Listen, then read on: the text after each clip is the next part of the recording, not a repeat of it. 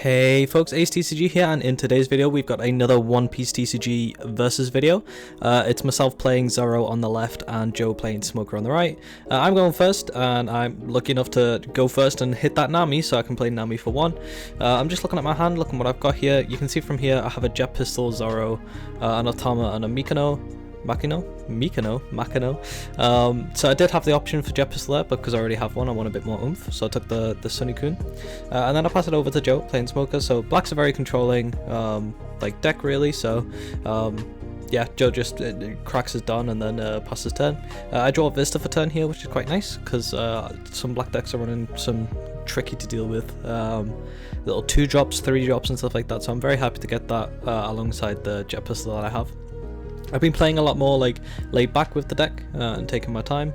You can see here that I swing with the Nami first, so I put my Don underneath my Zoro to give plus 1k to everything, and then I put 2 Don underneath Nami, so Nami is now 5k. And the reason I do that is because black has events that can KO your board, so I want to swing with the things that I already have out that are at risk here. So for example, I didn't want to swing with Zoro at leader and then he just taps 2 and kills my Nami with an event.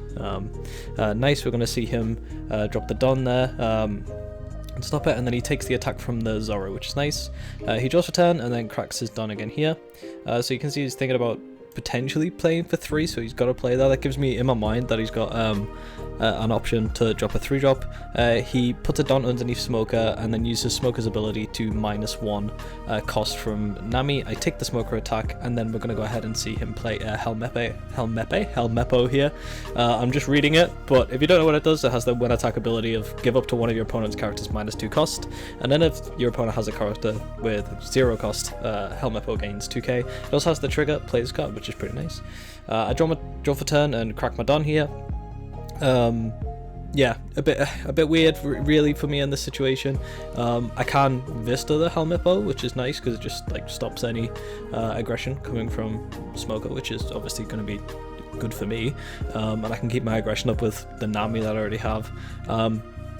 It's a weird situation having a 1-drop out against Smoker, because Smoker can basically then always have a 0 cost out, which is just good for lots of their other utilities that they have. But me and Joe did talk through this, and it's understandable for Zoro to have it out. It could be questionable if you're going to play a 1-drop Nami early in decks like Whitebeard, for example. So we're going to see me put the Don underneath my Zoro, and I'm going to swing for the Smoker here. So I'm not doing what I did last turn because I have potential pays, so I don't want to heavily invest into my Nami. With the Don here, I'd rather just make a bigger Zoro here, as you can see. So I'm going to make this Zoro, it's going to be 7k because of my leader ability, and yeah, that's nice. It's either drop 2 cards or take a damage. So he takes the damage, goes down to 3, which isn't too bad. It's not too bad of a risk area. I'm sure he's going to have clean and easy ways to be able to deal with that Zoro and keep that Nami out if he wants to. But my hand is growing too, so I'm sure that's something that Joe had on his mind here.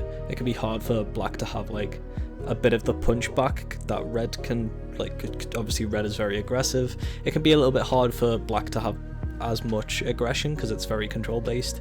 So yeah, it'll be interesting to see what Joe does here in this situation, and how he's just gonna decide to deal with my stuff. I know that as a priority that Zoro is gonna have to go. It's being able to be at least 6k just by me investing 1 Don every turn is quite a lot. He puts a Don underneath Smoker and gives minus cost to Nami. So he swings at the Zoro, and I just take it again because he has control, and I feel like he just has so many outs that he could do it. It could have been an option for me to protect it, but then this Helmeppo is going to have plus 2k on it, so it's 5k already, and then he puts a Don underneath it, so now it's 6k. So I was just thinking I don't want to rinse my hand for him to then use an event to just clear it anyway. We're going to go ahead and see him drop 4 here, and he plays the Borsalino. This card is fantastic against red. If you don't know what Borsalino does, has the opponent's turn effect of this character gains 1k and cannot be KO'd by effects, which is just, yeah, super good. Makes my Jet Pistols not good anymore, and deals with the Otama, the Gordon, the Vista play against the Nico Robin that a lot of lists are running. So yeah, back to similarities again for me, where you're just going to see me plop Don underneath Zoro. It's not new world things, it really is about keeping it simple with Zoro. You want to stick to your basics, you want to make sure that you're pushing damage through at a decent tempo. But that Borsalino does prove an issue now, because now he's got options to just like stop attacks if he wants to. That's also why I put the 2 Don under the Zoro instead of just the 3, just the 1, sorry. So tap 3 here, and I'm thinking about playing Rush Zoro, but again, I'm in a weird situation where I'm just like, I don't feel good. But what I decided to do here is, because of the Zoro ability, Nami is now a 3k, and I'm gonna swing at the rested Helmeppo. I do have Vista in hand, so if I want to, I could just play Vista and get rid of it. So if he drops like some guard, I have Vista to clear. He drops a Kobe here to protect it, and then that's exactly what I do. I pay 3, and I'm gonna go ahead and KO that Helmeppo, which is nice. Stop some of that aggression that I was talking about. And then I'm gonna pay 1 and play a Sunikun, and I'm gonna play 1 and play Gordon. Unga Bunga time for myself on the left here. And I'm going to pass it over to Joe again here, and just see what he can do. It's a bit weird. Wide can be an issue, I think, at times. I think it's purple that has more answers to wider boards in the form of like king and stuff. But yeah, correct me if I'm wrong, I'm still new to the game. And does black have cards that can just like wipe boards? I know they have really big cards like Kuzan and stuff like that. But yeah, bit of a weird situation to be in here. But I'm sure he'll overcome it. He's going to put 1 underneath the smoker, and again, just utilizing the fact that he can just keep that Nami at 0 cost. Swings leader here for, I think it's 7k. I think smoker gives 1k, right? Yeah, gives 1k when it goes down. So 7k at leader, I just take that. I want to rebuild my hand a little bit. I've just dropped a lot on board, and I expect a lot of removal, or a lot of things that I'm going to have to deal with. So I want to take that. Taking damage in One Piece is kind of just like, sometimes you draw factored, sometimes the way that you're gonna survive. One thing I would say is taking damage early isn't actually all that bad. That's something that happens a lot in a lot of different games, is it can actually be to your advantage to gain some cards early, as long as you know what matchup you're going against. If you know that you have the control aspects to play against certain decks, so for example, I wouldn't be overly worried about going into like 3-ish, 2-ish rather fast against black, because they don't have big rush cards, they don't have big ways to fill board, they just have a lot of control, so I'm fine with gaining more resources. We're going to see him tap 3, play a Kobe here. Kobe's ability allows you to trash a card from your hand and K up to one of your opponent's characters with a cost of 3 or less, so he goes ahead and gets rid of my Sunikun, which does hurt a little bit. I'm not gonna lie, it might not seem that impactful, but it's part of my punch. And with cards like Makino in hand and stuff like that, the original plan will have been to have buffed them up, but yeah, we've got to continue, and we move on. We still have some pressure here, we can still get some numbers across. One of the options that we do have here is to just use the Gordon to reduce the power here on the Borsalino, and that's going to make it a 3k power base, meaning that if he does block with it, it's going to be really hard for him to be able to actually, you know, keep it alive. So you're going to go ahead and see me put the 1 Don underneath my Zoro here, and then I put 3 Don underneath Gordon, which makes Gordon 6k because of Zoro ability. I'm attacking with Gordon first in case he has something like an impact wave here. My Gordon's the one that I want to keep alive if he used, well, here we go, he taps 2 and plays Impact Wave and clears off my Vista. I'd rather my Vista die than my Gordon, because the Gordon still has utility, but Impact Wave there is just a very, very clean play for Joe. Plus 4k power, so blocks the Gordon ability, the Gordon attack, and also removes the Vista, which is just really nice. Really, really nice from Joe. And you can see me kind of look through my hands a little bit here. You can see I have 2 jet pistols, which are in the black matchup, just isn't nice. The Borsalino is the one that I want to kill, but I can't. So I'm just going to keep going with the Unga Bunga here. I throw 2 Don underneath the Nami to make Nami 5k. So what I'm trying to do here is get him to rest his Borsalino. I will be very honest, I completely forgot Borsalino's ability allows him to gain plus 1k. So my mindset is like, okay, if I rest it, then I'm going to be like 6. Then I do have a Rush Zoro in hand, so I'm not going to swing it at 6 again. And he'll have to drop like a 1k for the first Nami attack, and so that Borsalino's going to go. And then Joe here correctly reminds me that I'm a dumbhead. So now I'm like, okay, well, I'm still gonna just swing away at the Borsalino and hope your hand's a bit bricky, but it's not. It's good. He drops a Duque to protect it, and then I swing with the Rush Zoro for 6 again at the Borsalino, and we're gonna see another Impact Wave. So a fun fact about Impact Wave, its ability to KO can only KO active characters with the 3 QLS, and all of my characters are rested. It's something that, like, when first looking through, I was like, oh, this card's really good, and I was like, oh, it actually would be a bit nicer if it just said KO1. But yeah, Joe starts his turn, swings with the Kobe into my Gordon. I've just got to let that go. I can't afford to be dropping 3k to protect a Gordon. It was just pretty much, it's done its trick, really. It's done its job. Because he currently, Joe is just like tallying out his Don. This is actually a really nice thing. So if you're a new player to One Piece, this is something that is good, or any game that has like a resource management. You can see that Joe puts his Don into like little piles and stuff like that. That's a really good way to like just mentally like keep in check of what it is that you're going to do, and while the game doesn't currently have like strong hand traps at all, it's not really going to affect too much apart from like blockers and stuff. But it's also a way that you can manipulate your opponent sometimes too. If you set things out to be like leaving a pile of 3, or even in some games I'll just leave like a Don open if I'm not gonna necessarily win from the swing and stuff like that, to make it look like I have an event. So Joe uses the Smoker ability to bring Nami down to 0, gaining 1k, and then swings for 8,000 at the rested Zoro. He really wanted to make sure that was gone, clean and gone, so yeah, that's gone again. I can't afford to drop the resources. We do see him pop 2 Don underneath the Borsalino and swing for 7. I take that, and I'm very happy that the Borsalino is rested, but he then stamps on all our happiness and plays another Borsalino, and then kind of stomps on our dreams a little bit further by playing the 2-cost blocker Donk. But yeah, we move. I am able to crack open to my full Don now, so I'm at 10. My hand's kind of chunky, I just took a life there. We're going to go ahead and just tap 3, play Vista, get rid of a blocker. That's, again, I think I've mentioned it in videos, I mentioned it in the deck profile, but that's what you want to be using Vista for. Specific targets that are going to stop your game plan, which is Unga Bunga, people to death.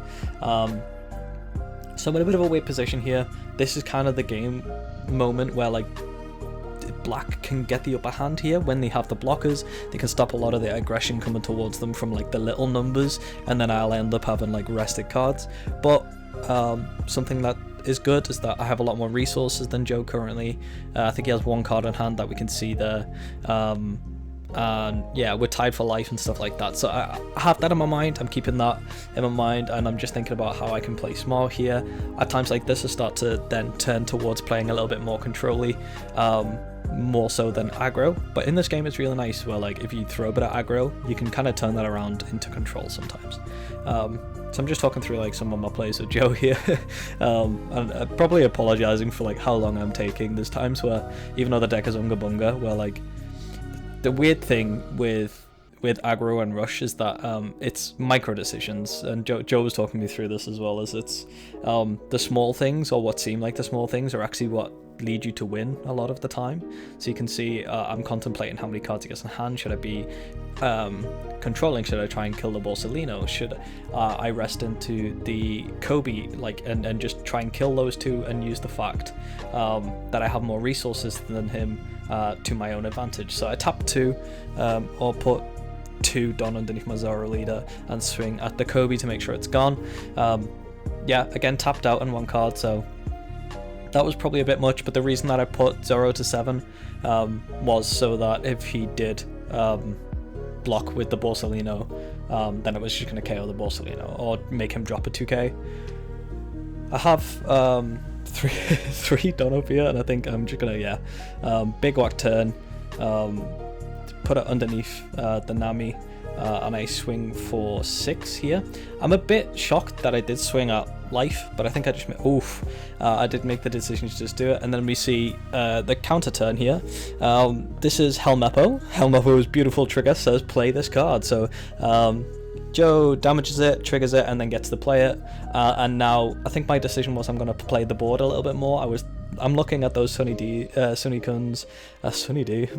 the orange juice, and I'm thinking, yeah, I was going to play these and I'll be fine. But now that the Kobe's gone, yeah, but the Helmeppo has replaced it, and that's even bigger now. So that's something I have to keep in mind. I pass here. I don't know why, I'll be honest. I'm not too sure why I didn't swing with the Vista into the Borsalino with the Don. It might have been what I was mentioning earlier with the still having 2 stood up. A lot of red decks are running like the red cost events that are going to be able to give them power and stuff like that. But I know that Joe knows my list, and I know that he knows I'm not running Rad Beam. So yeah, I don't really know what I'm doing here. Just living life, living it up. But then again, he probably could have just like, no, that was a misplay on my part. But such is life. We live and we learn. So again, Joe's just like talking through his plays. He played the black. Sorry, my brain completely farted. He played the black 1-drop event. It is Great Eruption. There you go. I'm reading cards while we play because it's hard to remember everything. So Great Eruption is main, draw 1, and then give up to one of your opponent's characters -2 to their cost during the turn. So yeah, nice. It's basically just like a cycling card, and then kind of helps get to what you want to be doing with the character minusing 2, so that you can have more power. So yeah, living life. He's got a bunch of Don, but I do have 2 life, and my hand's looking pretty chunky, so I'm not overly concerned. I think for me, in this moment, I'm just thinking block what is easy to block and take what is very difficult to take, with the exception that I don't want to go down to 0 if he still has 6 or something like Don left. So you can see him drop 2 Don each underneath his Borsalino, and he's going to go ahead and swing with the Helmeppo, and he gives minus cost to the Nami. So as I mentioned there about the guard, what you can guard easily, I can drop a 1k for the Helmeppo because it gains +2 to make it 5. So just drop a Sunny. He swings with Smoker for 7k, and then Borsalino here for 7. I want to stop this one because if I take this, he could just drop all of his active Don underneath the other Borsalino, and I would be, for lack of a better word, absolutely goosed. But on the crackback now, I'm in a bit of a better position because he swung with the Borsalino. He swings with this Borsalino at my Nami here, and yeah, I just take that. I'm not going to stop that, and then plays a 3rd Borsalino, which hurts my soul. It hurts my soul big time. Yeah, we're going to activate everything and just go. One more turn, and I'd happily say that I think Smoker's just got the upper hand, but Joe's hand is quite small at this point. This is what I'm saying about like black really does need like some more value cards. I think if you give black more like give them a good like card that says on play, draw a card, it's going to be really ridiculous.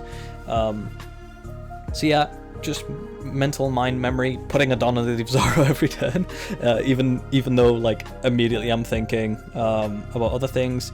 Swinging with the Vista first and doing the big goal or cash money symbol. So swing for Vista for 6k, in case he again blocks with the Borsalino. Borsalino 6k, and if he does block, I doubt he's going to keep it alive because he's going to need that health.